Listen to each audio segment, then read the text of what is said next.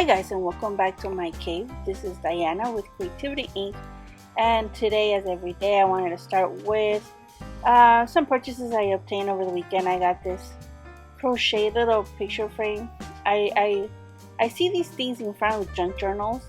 This mirror, maybe possibly um, in front of a journal, but without the mirror. I don't know. I just really enjoyed it.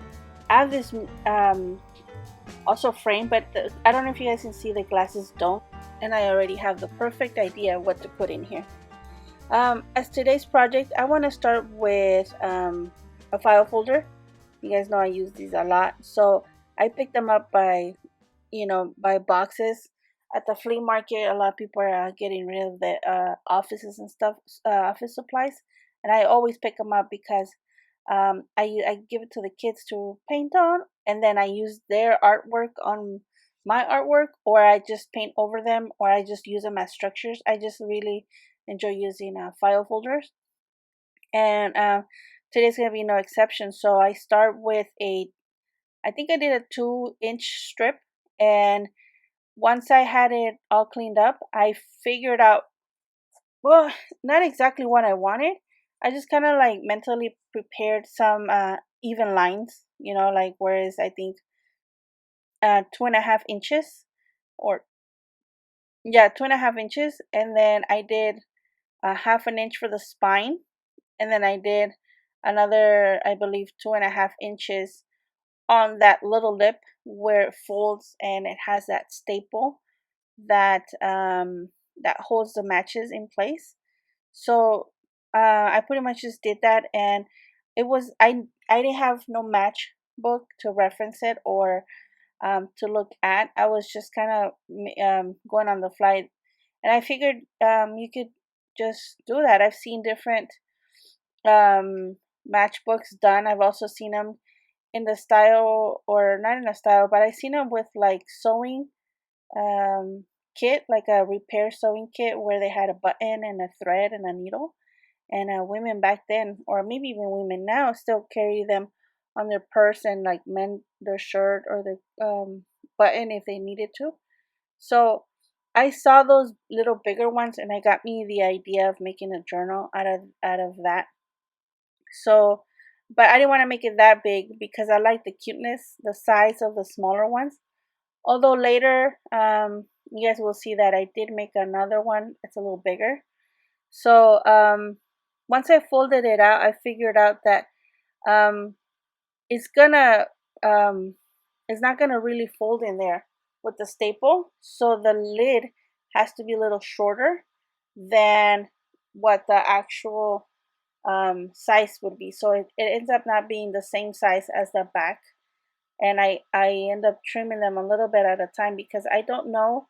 I want to fit snug, but at the same time I don't want it to be um, loose. So it's a kind of like playing cat and mouse here. So what I ended up doing is I did like a little indentation. You guys will see it later. I don't know why it doesn't show it here, but I did like a curve on the end. Actually, I show it later, so that it allows me to tuck it in there tightly. And after I was done with my structure, all I had to do is kind of like decorate it. And on this one being my first one, I don't know if I was scared, or I don't know, I just wasn't too sure of what the idea would be. So I grabbed my basic, my little label frames and flowers, something very simple. And I was gluing that down. I also grabbed a butterfly. And I forgot to mention, but I got this sheet of these are real stamps at the secondhand store, and I got the whole thing was in a frame, but the frame was broken, so they had it down for like $2. But I love the colors, and they're so nice. They're not like worn out, or the print or piece of them is missing. So I really enjoy these stamps. So I wanted to use one of these stamps for this booklet, and I figured I was gonna fill it up with stamps, sort of like a stamp book instead of a matchbook. That was the idea. Actually, no, the original idea for this was to call it burning questions. And the thought behind that was that you were going to make a journal like this, and you were going to make questions, sort of like maybe to ask a friend, or maybe even your husband, like burning questions, like maybe secrets, or like in a way to getting to know that person a little bit more, maybe in a funny way, or like, I don't know. So that's why I was gonna call it burning questions, because it's a matchbook. But I went, when I was getting down to it, this is what came out. So it goes to show, you start with one idea in your head, but I didn't know how to translate burning questions onto the the look of it, or the aesthetics, how my daughter calls it, of it. So I just went with the stamp book, because I loved the I had just gotten that stamp book, the stamp page that day. So I think that's why I ended up using the stamp, because I was just in awe.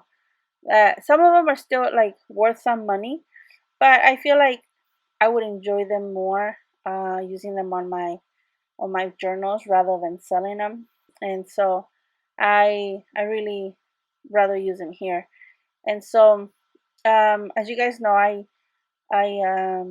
for me to do the vintagey look, I always use a brush. I cannot use the circle ones. I always end up with circles on my projects. Well, I used to. Since I started using my brush, I don't have lines or circles in my project. I just have like, I don't know. And it also, if you grab a hard enough brush like I do, it kind of also distresses the edge a little bit, so it doesn't look as clean. As you just cut it, kind of looks like a weathered look. So I like using that brush for that feel of the wear, and also because I don't have those circles or the square marks on my craft. And I see all these people on these other YouTube videos and stuff, that it seems like they don't have marks on them. So maybe it's just me not being able to use them, right? Um, but I can, for the life of me, I couldn't use them. So that's why I resorted to a stiff brush. But moving on to this, so I decided to um, I was gonna put a little message inside, or my thing inside. So what I ended up using, I don't know if you guys could see, but on the paper, all the stamps are attached with tape on the paper. So I used that same tape to attach it here, just because I didn't want to like permanently glue it. Um, I don't think I will ever remove it from my journal, but I just don't want it to be like permanent. I don't know. I see a lot of people asking, like in like the groups and stuff, like, do I use my originals? And I'm like, I feel the same way. Do I use my originals?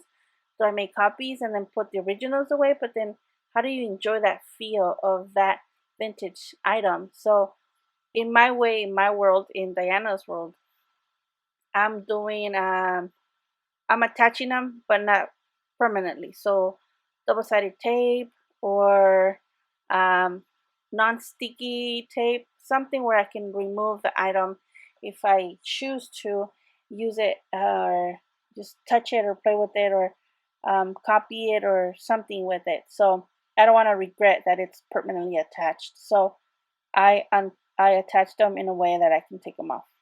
And I just grabbed that a paper that I did for double dipping. I dip it first on, I wrinkle it, I dip it on black first, and then so yeah, the black goes into the crevice, the little cracks of the wrinkles, and then I open it, and then I dip it on coffee paper, and it comes out this dual tone paper.